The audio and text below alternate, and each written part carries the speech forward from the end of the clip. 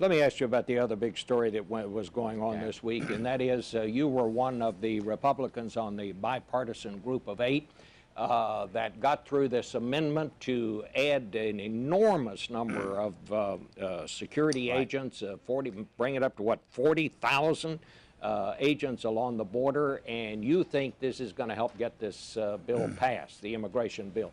Do you really think now that you can pass this bill and get a substantial majority in the Senate? I do, Bob, and I think what this amendment that we've worked on together, and it's been vetted by many, it certainly should put to rest any issue regarding border security, a doubling 20,000 new Border Patrol agents, finishing the 700-mile fence, spending over $4 billion on technology that the Chief of the Border Patrol has asked for, making sure that E-Verify systems are in place, an entry-exit visa program. All those have to be in place, Bob, prior to green card. But here's what I would say to those people who tout themselves as fiscal conservatives, and I'll put my credentials up against anybody. To be able to pass a bill that spends $46 billion on border security, but know that over a 10-year period, but know that you're going to have a return of $197 billion without raising anybody's taxes, that will reduce our deficit, ought to also entice people to this bill. And what it does for those who want to come out of the shadows, know that they have a path forward to be a productive part of our country, it answers that also. So I think if this amendment passes on Monday night, certainly it can be improved in the House. There are some interior security issues that I'd like to see enhanced.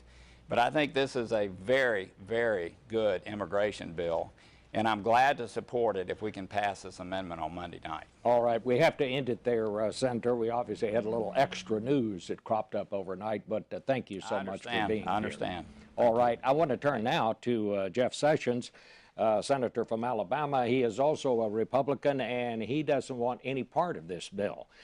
Senator, I've just got to ask you this question. Do you think Republicans get it on immigration? Because people like Lindsey Graham are saying if you don't do something reaching out to Hispanics, you might just not need to run anybody for president next time, because with the demographics changing in this country, it's going to be impossible to elect a Republican president if you don't get substantial Hispanic support. Bob, we need to do the right thing for America, and I think appeal to all people, particularly Hispanics and African Americans and minorities that are here. But why are you so much against this Well, I'm opposed opposed to the bill because it doesn't do what it says, Bob. This bill grants amnesty first and a mere promise of enforcement in the future, even with the Corker-Hoeven amendment, all of which has been put in now, a 1,200-page vote we'll have Monday afternoon that nobody has read. These promises of 20,000 agents won't take place or not required until 2021. No money is being appropriated for that. This is merely an authorization. The fencing, we passed a law to have 700 miles of double-wide fencing, double-layered fencing. This bill is weaker than that, and it has a specific provision that says the Secretary Napolitano does not have to build any fence if she chooses not to, and she's publicly said we've had enough fencing. So reason this bill was in trouble, reason this amendment was thrown in here at the last minute was because the promises weren't fulfilled, and this legislation, this amendment doesn't fulfill its promises either, frankly. And we're going to have amnesty first, no enforcement in the future. We're going to have continued illegality, at least 75% according to the CBO report. And CBO concludes that the legal immigration will be dramatically increased, and we'll have, in addition to that, we're going to have lower wages and higher unemployment according to the CBO analysis of this bill. Why would any member of Congress want to vote for a bill at a time of high unemployment, falling wages, to bring in a huge surge of new labor that can only hurt the poorest among us the most? What kind of a political message does that send to Hispanics? Bob, Hispanics are here today by the millions. They're working in the $20,000 to $40,000 income level.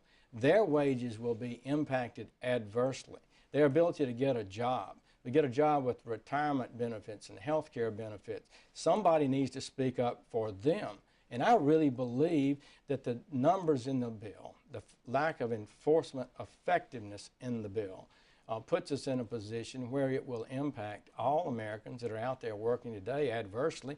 And the CBO has said that. The Federal Reserve in Atlanta has said that. Harvard economists have said that. There's really little doubt about that.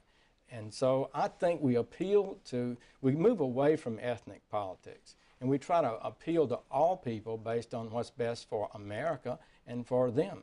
So, as of right now, do you think this bill will pass the Senate, or you think you can defeat it?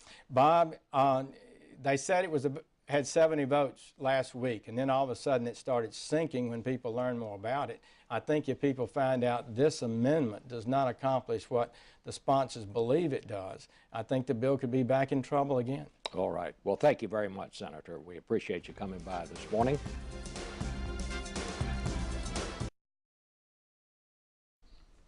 Well, we're so overwhelmed by the story of Edward Snowden this morning, it's easy to forget there's some other very important things out there. We talked a little bit in the first half of the broadcast, Susan, about this whole immigration debate. I think the feeling is that the Senate is now going to pass the immigration bill, and maybe by a substantial majority. I think it's anybody's guess is what happens when it gets to the House. You all have done some polling on that, and you have some new numbers for us. We do. You know, 6 years ago, almost exactly 6 years ago, the Senate was heading to a key vote on the last time we debated immigration. At that point, most Americans, 60% almost, told us that they didn't know enough about it to have an opinion. Well, that's no longer the case. Really? People have tuned in, they have opinions, they've been persuaded by the arguments on Capitol Hill. But what we find in a new poll by USA Today and the Pew Research Center is that they've been persuaded by both sides, that big majorities of Americans now agree with proponents that it's not realistic to deport all the illegal immigrants who are here now, that they're hard workers who deserve a chance, that it would boost the economy. They agree with that. But big majorities also agree with the opponents, that it would drain government services and it would encourage more foreigners to come here illegally. I think this creates an extremely complicated political situation as we head into this debate. But what happens? I mean, after watching this fiasco over the Farm Bill last week in the House, I'm now of the opinion that I'm not sure any immigration bill, any kind of reform, can get through the House, whatever the Senate does. I think that's right. For one thing, House members do not have the national pressure that Republicans have nationally to appeal to Hispanic voters. You know, House Republicans represent districts that are 75% white. Most House Republicans do not need to worry about the Hispanic vote. They need to worry about being right with the Republicans who dominate in their districts. And those Republicans tend to oppose a path to citizenship at least until border security has been tightened significantly. I think it's hard to convince those House Republicans to vote for this bill, and the Farm Bill shows us the limits of the power of the leadership of the Republican Party in the House to force them to do something they don't want to do. Well, I mean, go ahead. I was going to say one thing that's interesting we'll see is if it comes out of the Senate with 70 senators, what the public thinks, because that will be an actual act of bipartisanship on a big, complicated bill. That's a rare thing in Washington. We haven't had, you could argue, haven't had that since the Clinton administration. So will that change the dynamic? But when you mentioned, Susan, that a lot of Americans looked at that old immigration bill and they didn't know what was in it, that's also true of some senators about this Corker amendment. I was talking to an aide in the Senate today who said there's a lot of stuff that was rushed into that amendment last minute to buy off some votes. So that, once that gets some publicity, once that lives on and we have a debate in the House and they say, you know, this thing got through the Senate just by hook and by crook, that's a way in which momentum from the Senate can get undone again then in the House. But I think Susan has made a very good point here. In these districts, a lot, especially these Republicans, are not so much worried about even offending Hispanics. What they're worried about is getting a primary opponent, what they call getting primaried, have somebody come in there who's even more conservative than they are. And that took down some of them the last time around, and I think that's the major dynamic at play. You know, immigration is really going to be a prism through which you can view the tactical choice that House Republicans are going to make about the next decade of the Republican Party. I've talked to a lot of Republicans on the Hill about this. If you want to be a national party that runs successful presidential candidates and wins a lot of different Senate races, you're going to have to change your orientation to this issue. But if you are content for the next decade to be a House Republican Party, dig a deep moat around your House Republican majority, which is not an insignificant lever of power in the federal system, then you will do what you want to do along the lines you've done them before. Protect your House majority and leave everything else fallow. Well, this immigration debate, I think, is going to be a prism through which to view how House Republicans want the next decade of the Republican Party to look and act.